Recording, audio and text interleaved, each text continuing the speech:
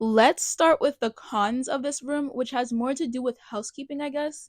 There's only one con, and it was the cleanliness of the room. When we got to the room, there was an acrylic nail on the carpet, as well as several stains in the living room that went away when we had the room serviced later. That tells me that the room wasn't thoroughly cleaned before we checked in. Cleanliness is a huge deal and not something I take lightly, but those two incidents didn't ruin our trip at all. It just kind of is what it is. You know that a hotel room is a shared space and sometimes things happen. The pros of the hotel is that the customer service is a 20 out of 10. The employees here go above and beyond anything I've ever seen. When I first checked in, it was around 1 p.m. and the guy at the front desk offered me an upgrade to this 2-bedroom, 2-bathroom suite. I originally booked the Sensational Studio Oceanfront suite.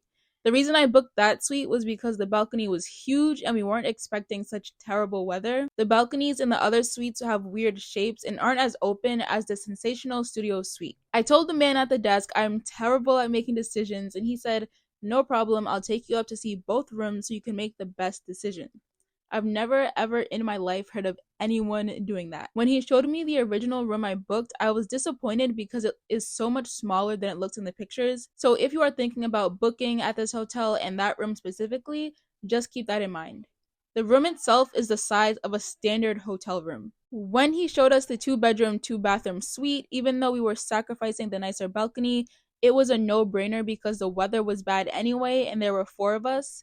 And by the way, the official name of this suite was the Marvelous Suite. They have other 2-bedroom, 2-bathroom suites by different names, so this one was the Marvelous Suite. I'm so glad we were offered this upgrade, number one, and number two, that we accepted it. I asked him how much the upgrade would cost, and he told me not to worry about the cost, and I said, no problem. On the day we had to check out, the weather was finally nice. It was perfect. It was not too hot and not too cold. It wasn't cold at all, actually. We had all the balcony doors open. It felt like a beautiful summer day. This was the first time during our stay where we could actually enjoy the balcony, and we were so sad. I called down and asked for late checkout, and they said the latest they could do was 12. I said okay and proceeded to pack my things and shower.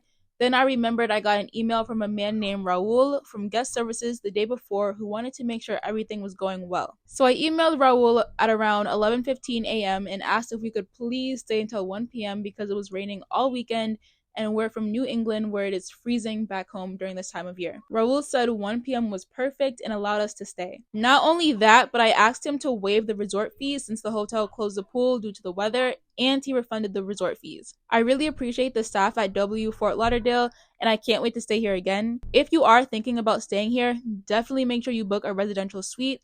I loved it here.